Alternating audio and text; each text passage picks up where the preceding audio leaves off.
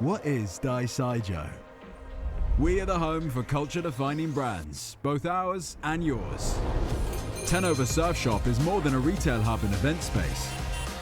We're fully stocked with expert advice and shared stories.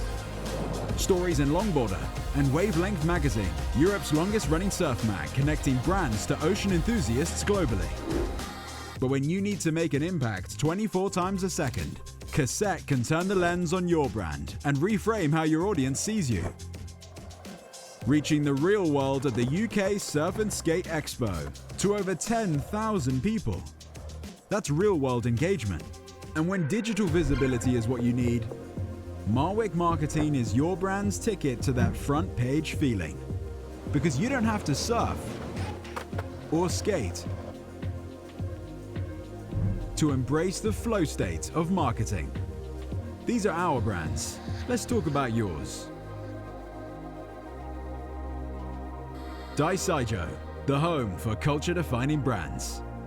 Okay, we're on. Hey everyone, thanks so much for coming down to this chat. It's the last one of the UK Surf and Skate Expo, so stoked to see a few people here. This is great.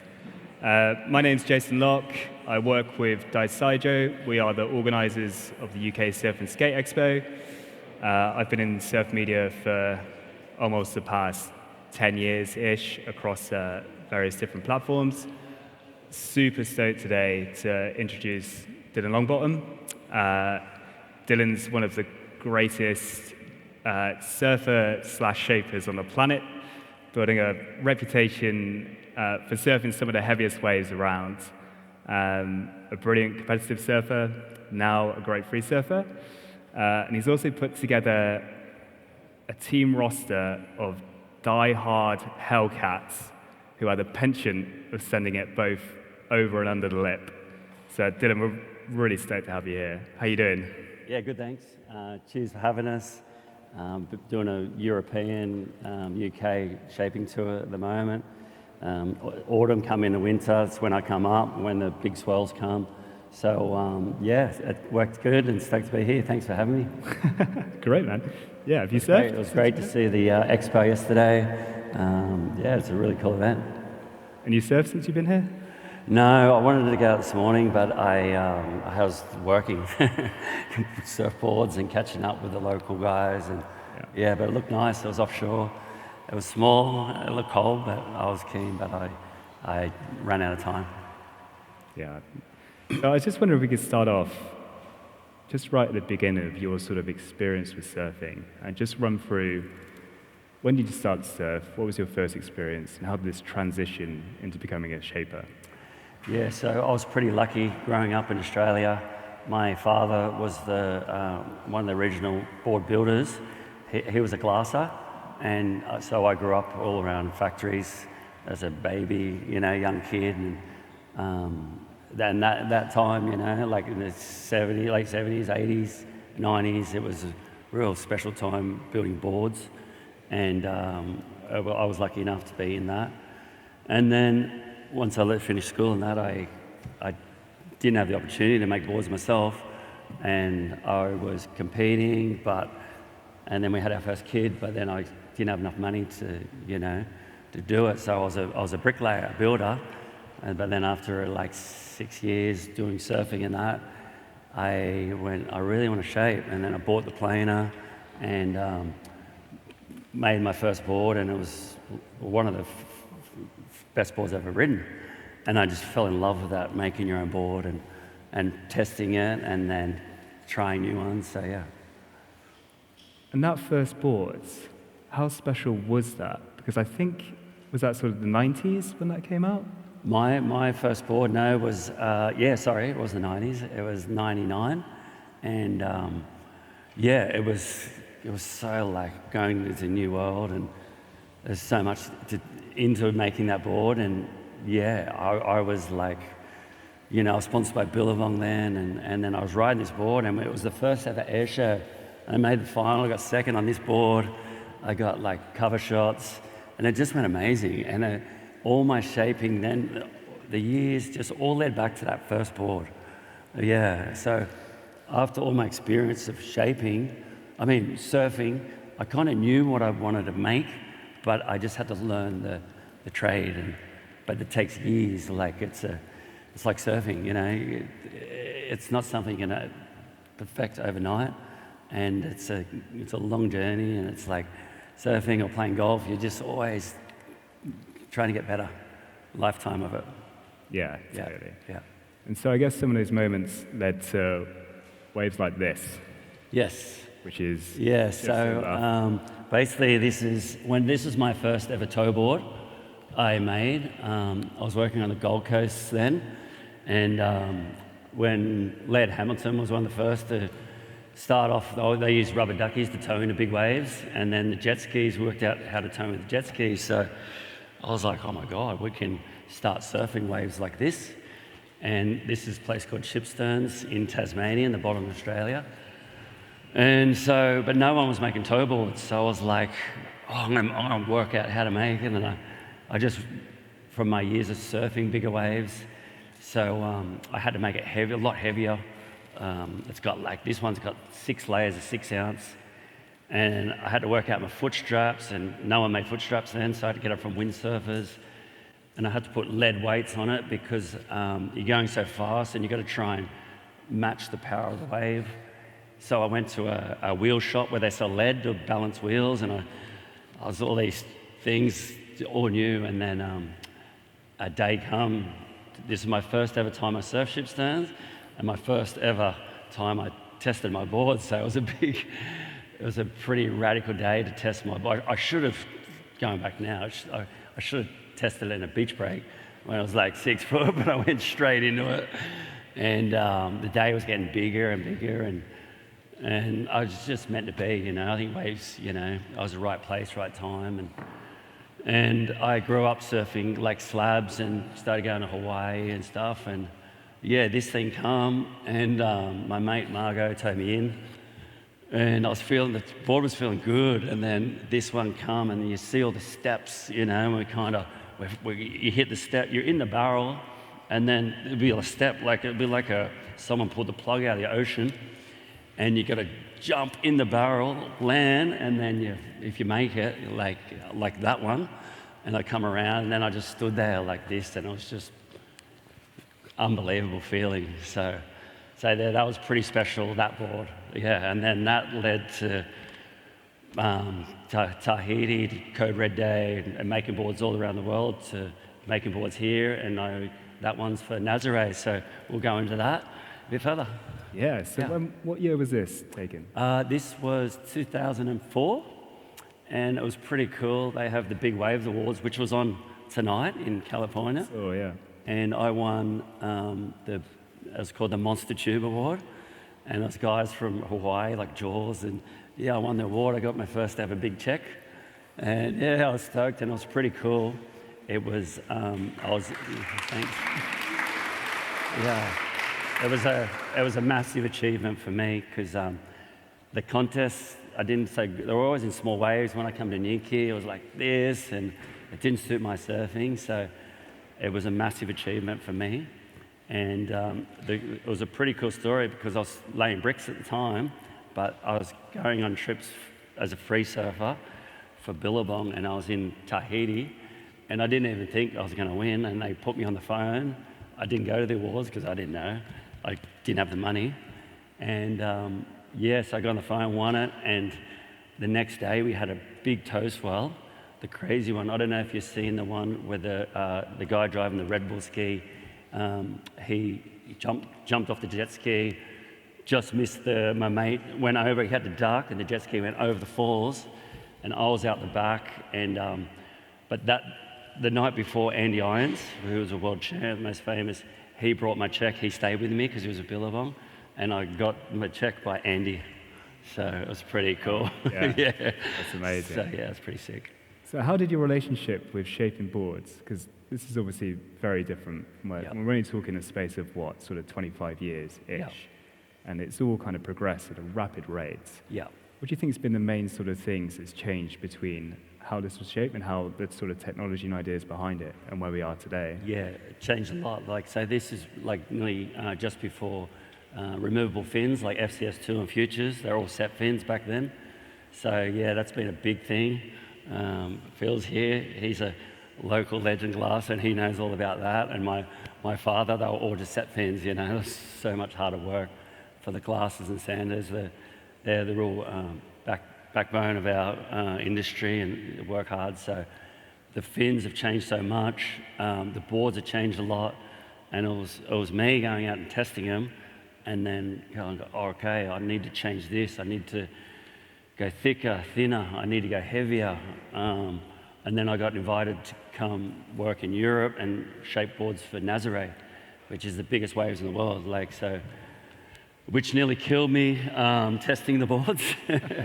A wave, you know, it was the height of this roof, and my jet ski pilot kind of panicked. I went one testing a board, and I pulled off the wave, and he as he come to save me, he looked at the wave. There was a set coming, and he didn't look at me, and he panicked, and he thought I'd grabbed the sled, and he left me there, and then a wave like this broke right in front of me, and it was the most horrific thing. So yeah, so I've had to put in the hard work to learn. I had to learn how to make the changes for that, you know, to be able to ride. They're riding waves, you know, 60 to 80 foot now down there. So I had to test out the carbon fiber and lead weights, and yeah, it's been a long journey, and it's been awesome, you know.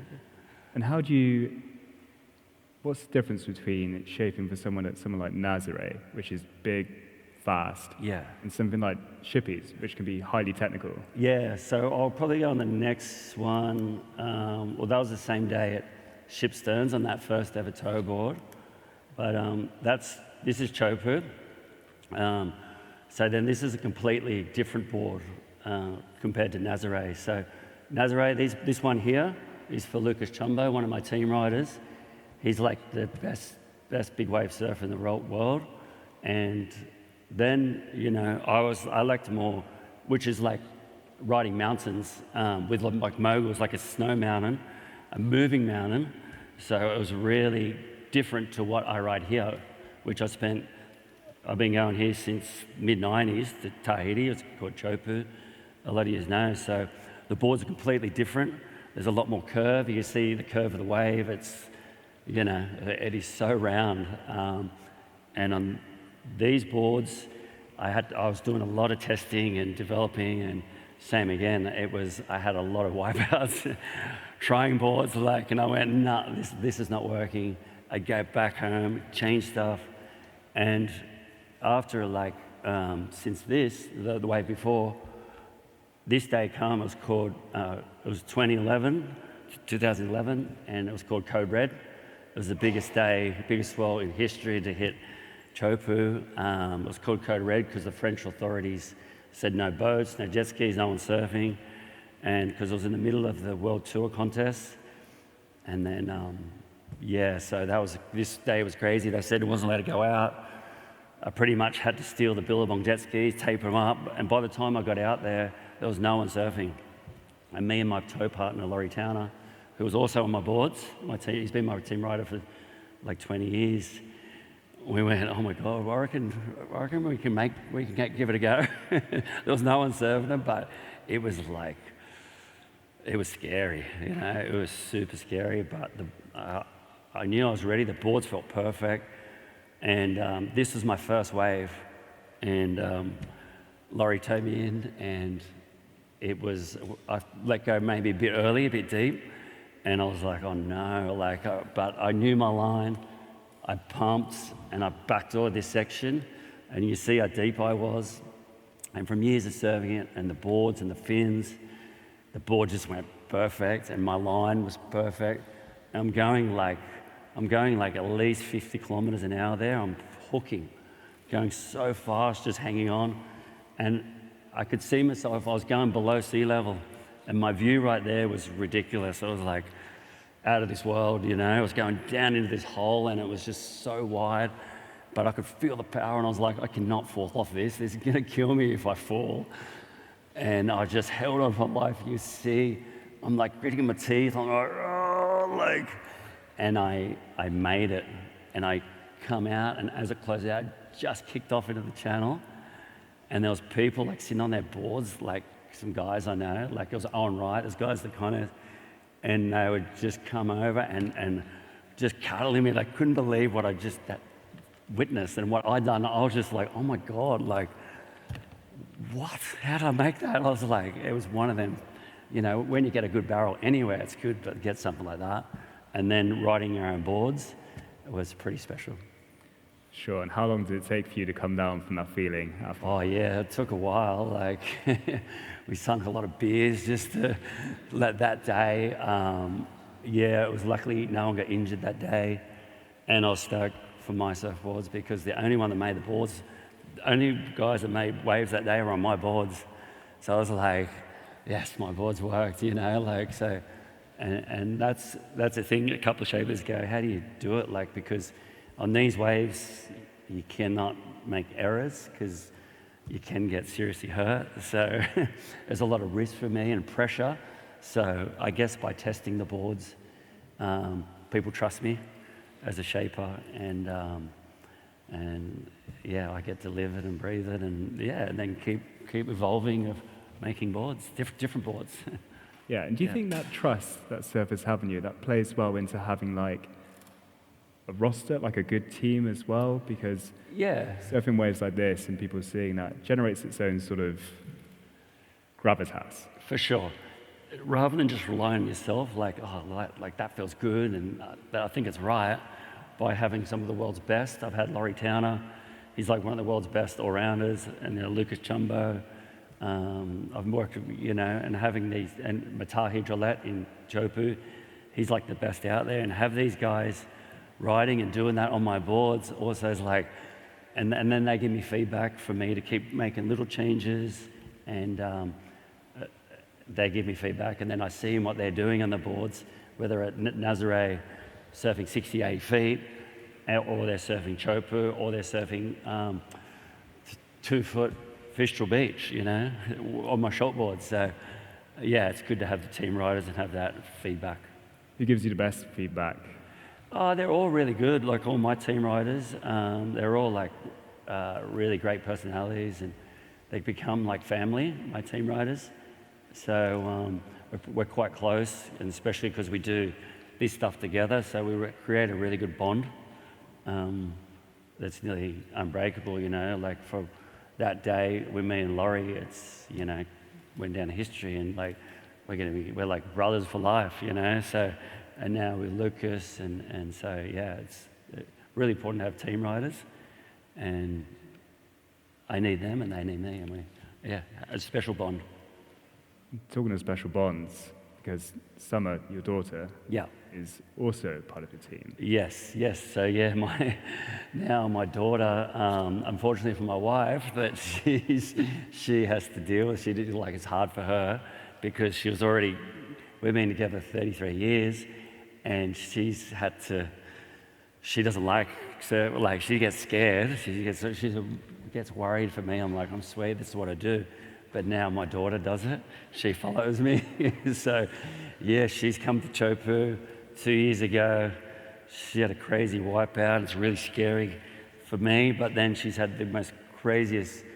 She's been to Shipstern, so I'll go to the next one. So this was last year, my 50th birthday. I told everyone I was going to slow down. But now, because I'm taking Summer and my team riders down there, I helped everyone out, towed everyone in, and then this was kind of low tide on this day last year on my birthday, and nobody wanted it. I was like, oh, it's my turn. I'm going to get a couple. And Summer, I got Summer a few in the morning when it wasn't quite this big, and she got some really good ones. And then, all right, that's enough. You know, you go chill now. And then, you know, and that's what I'm saying, the evolution of my tow boards helped me to kind of surf even bigger days now. And this was a special day because I shared it with my daughter, and to share these experiences with her is crazy. You know, like I get away like this, and then she does, and then we're just like riding together to do something like that with her is super special. And to see the smile on my face, but also there's so much going into it because I'm a dad. Like sometimes when she wipes out, I'm like, where is she? Where is she? Like my heart just drops. I'm like, fuck, should I be doing this anymore? Like, and then my wife's like, far out. And then on this day, at the end of the day, she got one similar to this, and she flew over the step because she's a goofy footer, so she was backside, which is a lot harder. And then the toe board, which is, you guys can have a feel of this one later. This one's 7 kilos, but you should feel it. It feels way heavier. And this one was a 4 kilo, and underwater, it hit her in the face here and broke her eye socket. Lucky she didn't get knocked out, but instantly come out. She's like, Dad. And I was like, oh no.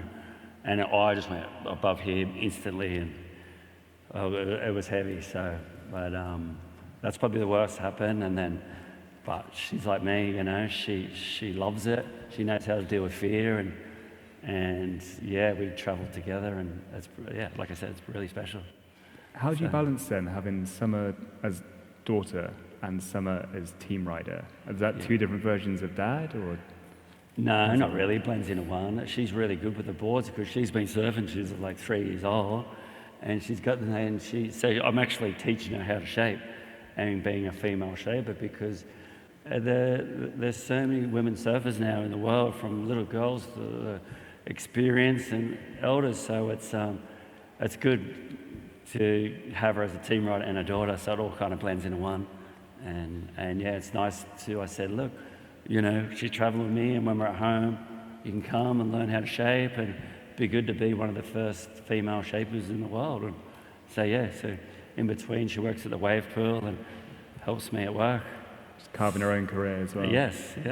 Epic. So here's some footage of that day riding my toe board on my 50th birthday. Were you watching that step come up, thinking, oh no? I nearly lost it there. I changed my line and I regathered, and this bit nearly got me here. And you see me just pulling me up, and then I'm hanging on. And then that's when my board's doing a lot of the work, and my rail and my fins, and there I go again, the waves trying to suck me up the face and over. And yeah, I was so deep, and I was kind of pretty stoked to make this one. I had a pretty good view on that one. So, and when you say the rails and the fins are doing all the work here, what's happening under the water? On the board? Yeah, so you could see how high I was getting sucked up. So my board was really had to like bite into the wave and hold. Otherwise, it's so easy to catch an edge. And you can see I'm pretty stoked there. So yeah, it's pretty easy to catch an edge and then make an error for your board or your technique.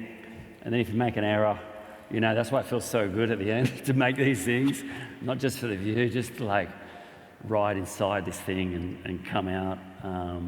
And yeah, like I'll go on to the next one.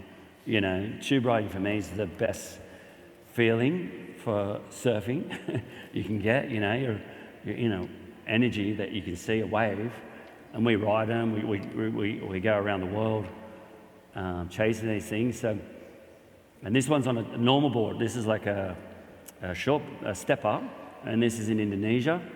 And this one's I'm trying out a quad fin. It's called my cab slab model, and you'll see coming up. You should see my daughter. She's watching me. I'm looking at her, and this, you know, the feeling. And here's my daughter, Summer. Like that was a special moment between me and her. And I was just staring at her. She was looking at me, and yeah. So the tube riding, there's a lot of surfers here, is the best. And then that was pretty cool to do in front of my daughter. Oh, yeah. This one's in Bali, at Uluwatu. A lot of you guys would have heard of it. So here I'm testing my guns. I've made this one for a local guy here, Josh, who's working here. And this one's for Mullaghmore, up in Ireland. And this is a similar board I'm riding here. So this was a long time ago. I was much younger, and this is where I lived in Bali for about 8 years when my kids were young and shaping, And this is where I love the wave to really try my paddle boards and earn my trade of learning what's working, because it's completely different. The big wave guns to a tow board where the barrels or like turns like this, and like I was just down in the Canary Islands and Portugal, where I'm going back, where I work at the factory. I made a 10.6 with 22, and it's like 100 litres. It's a beast. So yeah, this place was really cool to learn and test and make changes, and many changes. These boards have changed so much over the last every year, like, but especially the last 5-10 years. Yeah, like the performance has got a lot better. We used to surf a lot of these waves, and with not many surfers, but these days it's busy. Like a lot of people surfing bigger waves, like the general community of surfers, and it's really cool. Like, and it's changed a lot. We got inflatable pull cords now, which I'm going to go to the next one. So this is one of the first days I was testing my tow boards at Nazaré. And this was super scary because it got me really out of my comfort zone. And man, the place is gnarly. Like, you got these waves as big as the ceiling coming at you from every angle, like, and you're just like, my God, like, and they're coming so fast. They look like slow-mo from the castle and that, but, and I'm going even faster. I'm probably going like 60 kilometers an hour here, and you can see a lot of the bumps.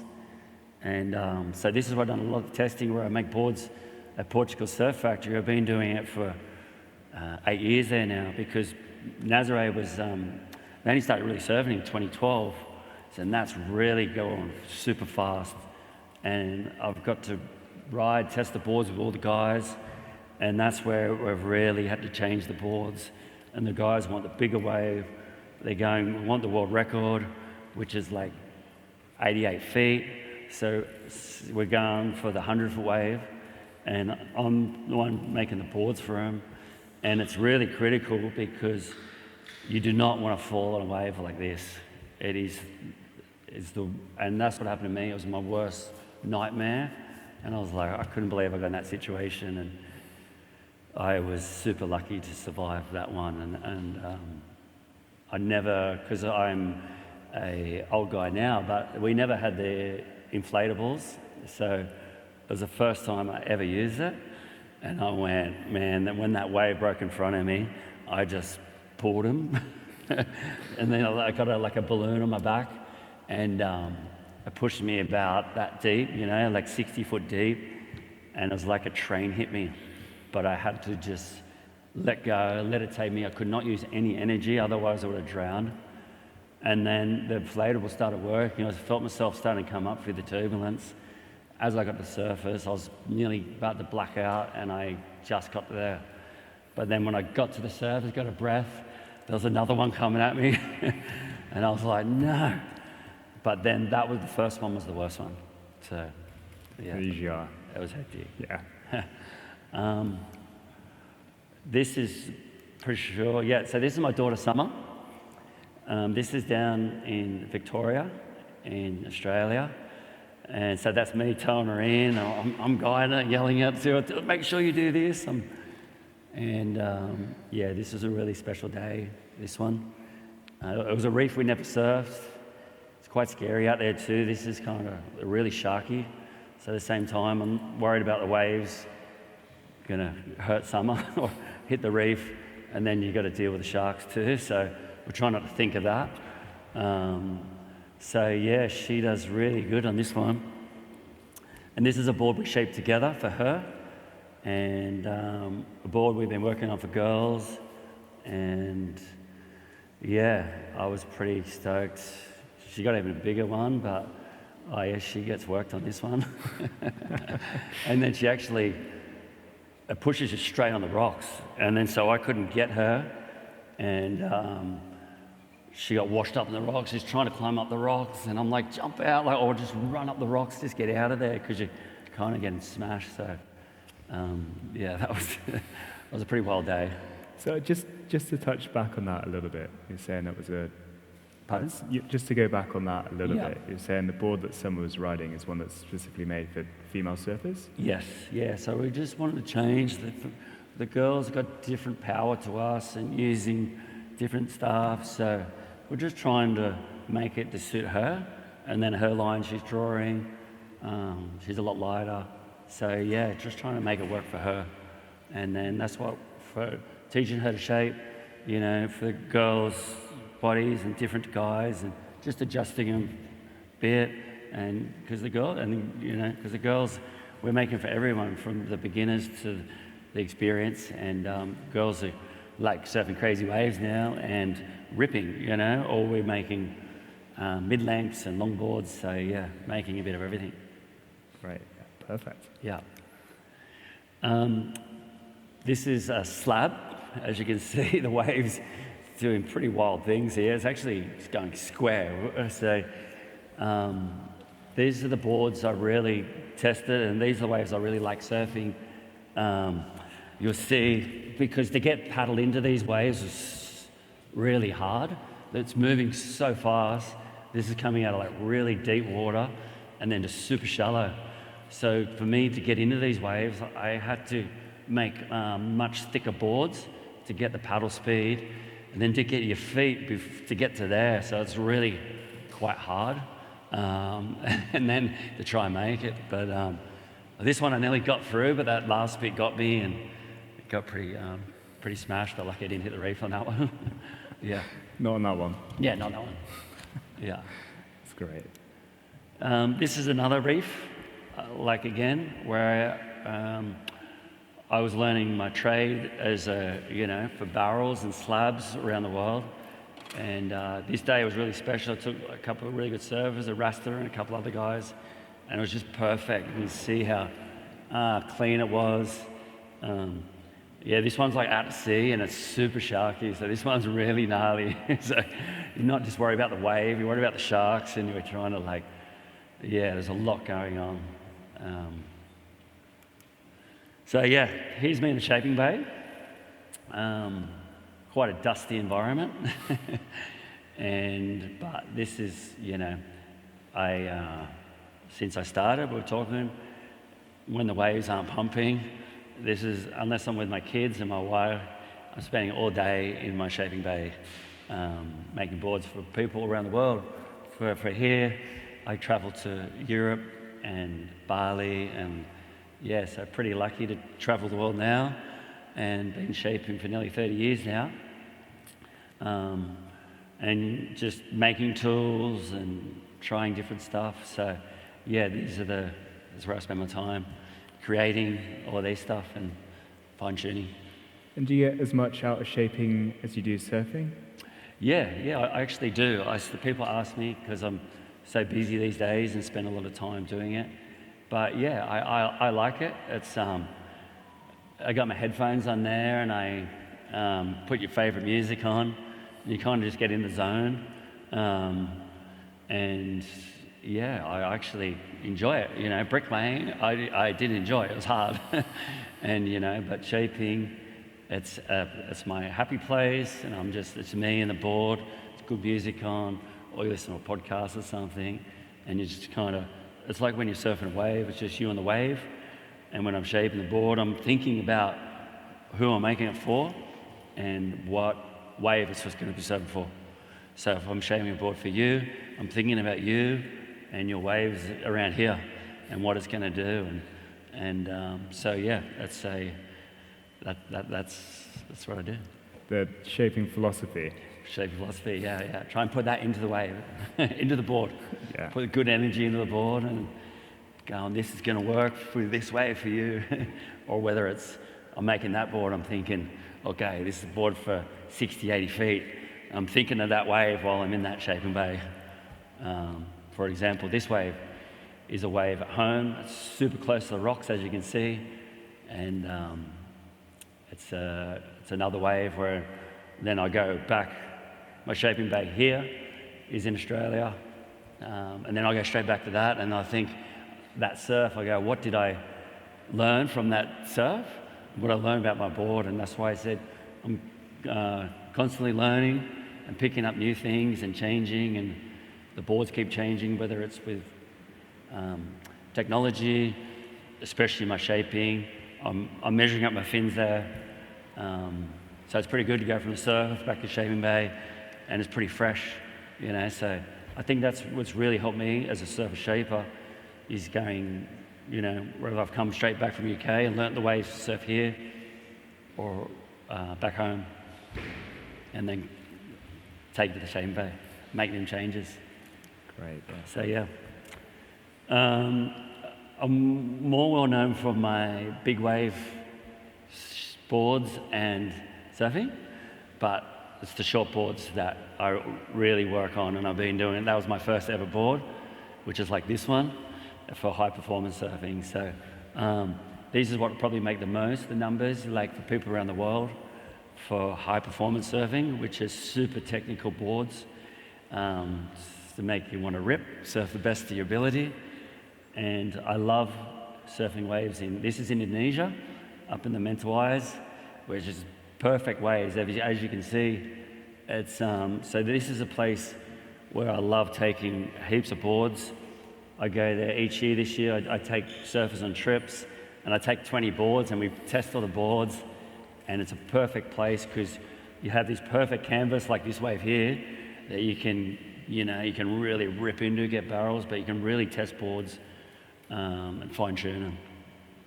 So Great. yeah, I love Indo. So going back to team riders, this was about a month ago at Chopu. This is one of my team riders, Matahi Gillette, and become probably one of the iconic pictures now. Like, it's probably one of the best barrels ever paddled into, and it's a board I've really spent years on. And then to see what these guys are doing, and he made this one, and it was just incredible how deep he come from, and it's just bottoming out. Can you imagine what his view? And he was like, it was like Jesus Christ, like his arms like this, fully stretched. He was nearly on his tippy toes, and yeah, he rang me that night, and I was just like, that feeling you get when people, not just my team riders, but people I make boards for, they go, man, I got the best wave of my life. And for me as a shaper, I'm just like, it's such a good feeling. You're like, yes, you know. So with a little bit of FOMO. Yeah. Pardon? Some FOMO in there as well. Oh yeah, some FOMO in there, but I'm still stoked. I'm kind of part in there with the board. Totally. Yeah. Surfing the waves and testing the waves, testing my boards in these kind of waves. You know, you say you got to pay to play, and this day, on this wave, it just went a bit crazy, and it was too big of a period, too low tide. I never surfed this wave, and I was there with Summer, and my good friend from Morocco, he towed me in, and yeah, I think I got footage that's coming up, but I fell on this one. I chose the wrong board, silly me. I should, you know, as a shaper.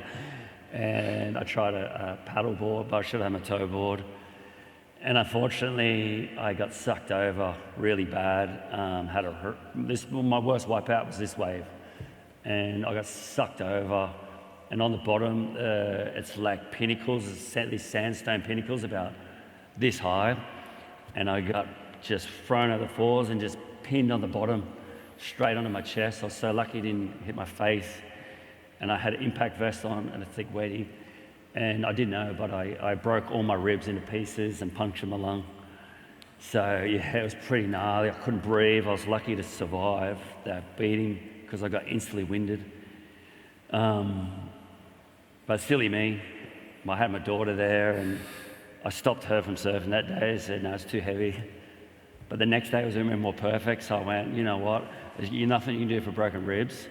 I had a slight one years earlier, so I said, they said, we'll take you to hospital. I was like, no, there's nothing you can do for broken ribs. So I got locals come and give me beers and some ibuprofen, some urea, and I sat on the hill drinking beers, and I was starting to feel all right because I was standing up and sitting. But then that night I didn't go to the hospital because it was we're in the desert, and it was like 12-hour drive. So I stayed there, and that night when I laid down, I woke up 3 hours later, it's so much pain, and I couldn't get up. I couldn't even talk. And what I didn't know, I was filling up with blood because of the punctured lung. But I had to sit back up. You can't lay down. And that next day, I said, oh, we'll take you now. It was like 3 in the morning. I said, nah, just give me some more painkillers. No more beers then. It was 3 in the morning. And then that day, summer surfed. My mate had to tell, usually I drive for her, and then I had to sit on the hill watch. And it was quite scary because of what happened to me. And then we stayed all that day, and I was still in the pain. I was like, and then that night, we drove all night. It was like 12 hours to the airport. And I got there at 6 in the morning, and my mate said, you better go to the hospital, checked out. I said, nah, I just want to get home to my family. And then I got home that afternoon, and my young daughter, I took her surfing in the afternoon. I still didn't go to hospital. And then I went down, I took her surf and said, you go out, it's quite small. And I got some more beers, just sat on the hill watching, catching up with mates. And then I slept again that night. It was the worst. So I was still bleeding internally, like this is going like 2 nights, and on my second day. So the third morning, and I just couldn't, and I went, I've got to go to hospital. And I got there, and they x-rayed me. I said, oh, my ribs might be, I just want to get it checked. They went, your ribs are in pieces. You're like a car crash victim. You're the worst trauma. You're punctured lung. You're full of blood. And they said, how'd you get here? And I said, oh, I was just surfing in the desert. I hung out there for a few days and just drinking beer and then got on a plane. And they went, you're kidding me. They go, you should have died on the plane because of the pressure, and I had 1 lung. And they couldn't believe I was alive. And I had to go to full surgery, and they had to rebuild my rib cage with plates and screws. And I was ringing my wife, and I was like, oh my God, I'm going into full surgery here. This is gnarly. And yeah, the doctors were tripping. They go, you surfers are crazy. So yeah, that was a pretty wild day. So yeah, a few days, a few weeks. So I'm just watching the clock. Sorry, Dylan, I'm just watching the clock tick down. We've got 4 minutes. So I just wanted to, if you're okay with it, open the floor to a few questions. Yep. If that's all right. Any questions for, Yep. When you're designing for boards, what are the parameters you're looking for that influence your board, like the waves? What parameters are you looking for that influence the shape of your boards? Second, what do you think about 3D printed surfboards that are emerging now? And third, for someone that's starting in their journey or shaping, what's your advice for them? So that's what I mean. For me, making boards, when people come to me, I ask them their age, their weight, their height, and their ability, and what sort of waves you want to surf. So for like someone like yourself, we start on much bigger boards, much thicker. So the hardest thing with surfing is actually catching the waves, paddling into them and actually getting the waves. So you need enough board to allow you to catch the wave and have that stability to surf. Worse a board like, let's say, that one there at Nazare, which is completely different because we're using the jet ski to tow us. So for when people ask me, that's what your ability from beginner to intermediate to experience. If we want to surf small waves, like someone like yourself, or bigger waves, it's making it easy and fun, I tell everyone. So if you're catching the waves, the one having the most fun out of the surf is the one catching the most waves. So I tell everyone, volume's your friend, and so don't be shy in the volume. So so that's a huge difference between boards, and then every inch you go up, or thickness, every fraction wider and thicker, kind of makes it a bit easier, but then you're losing a bit more performance. And there's so many different models that I make for different people.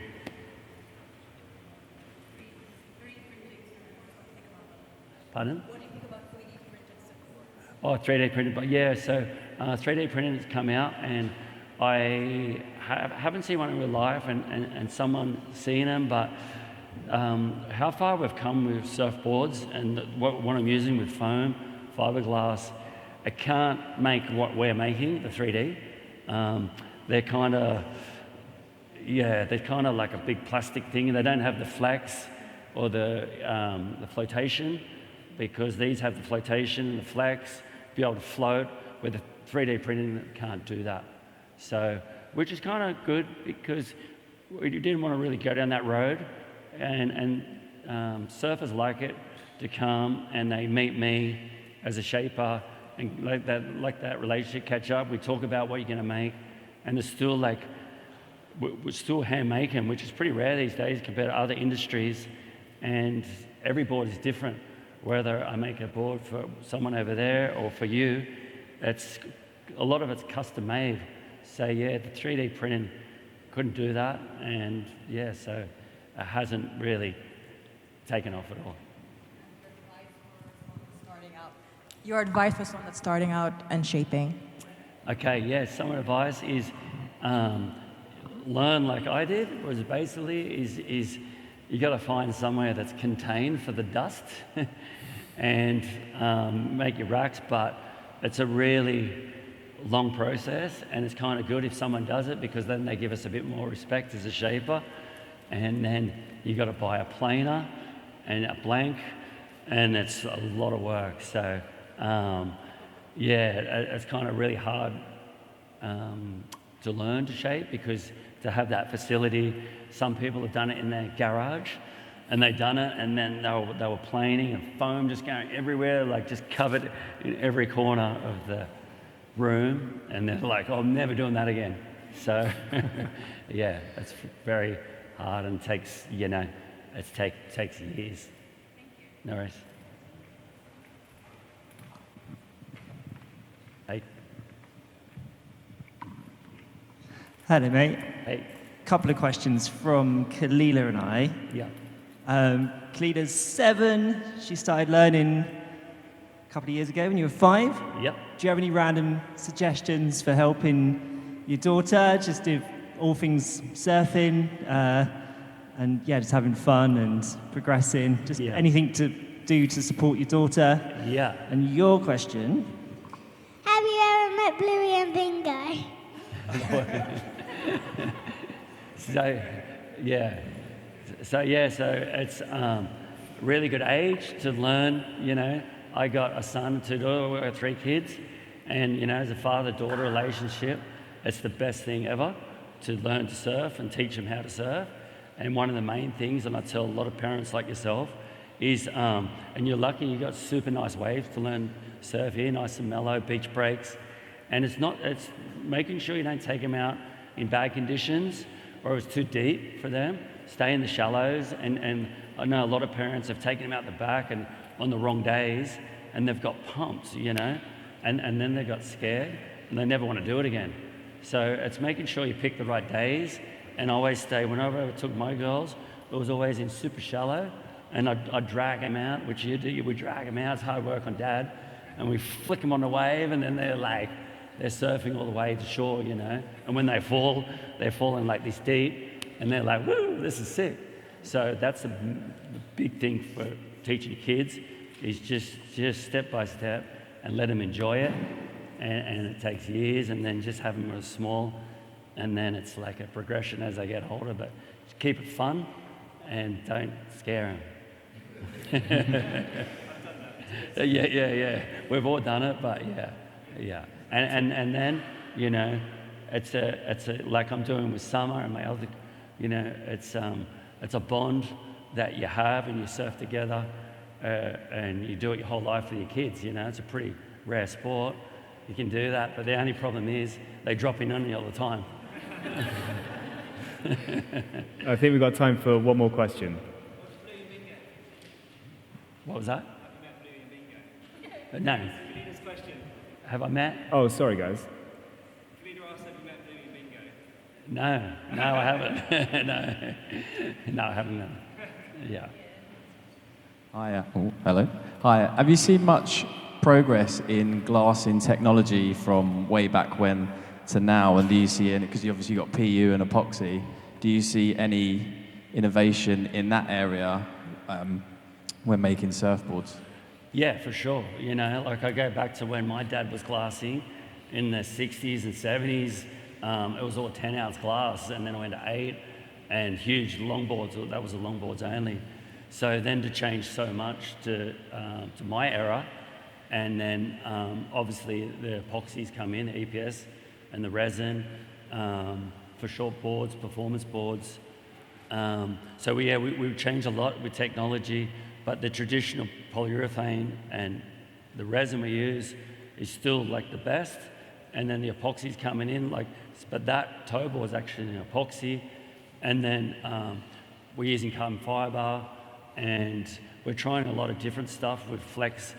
And obviously for high performance boards, we want to, especially for surfing here at Newquay, we want to keep them really light, super light, but really strong. So that's what we've been trying to work towards with technology, especially epoxy, resin, and EPS foam, or PU. So when you buy a board, it's super light and high performance, but then it's durable. I don't want you to break your board in first surf. So that's what everyone's working towards, is making a board that's durable, high performance, light. So, and then we're at a time where it's at its peak, and now we're just trying to refine little things. Some people were trying to find some eco-friendly blanks. There's a guy making them out of the Algarve plant. So that's trying to come in and use some materials like that, but it's pretty hard to find really good stuff. So, so we're still looking for new material, always keeping open-minded, looking for new materials. And because we're always trying to get better surfing, whether we're surfing small or big waves, and have that progression and evolution. And if anyone here was looking to buy one of your shapes or have a surfboard shaped, how would they go about doing that? Yeah, so no worries. If anyone's interested, you can see me after this. I'm going back to Portugal tonight to shape boards, and I make boards for Europe and send them up here. And you can see me at Portugal Surf Factory, or PSF, or I'm quite easy to find on the internet. You just Google my name. You can talk to me through Instagram, through my website, dylansurfboards.com or PSF. So yeah, I'm very easy to find, very approachable, and yeah, whatever you need, if it's for 1 foot wave or 1 to 100 foot, I'll make you anything. It's a great tagline. Well, thank you so much, Dylan. Cheers.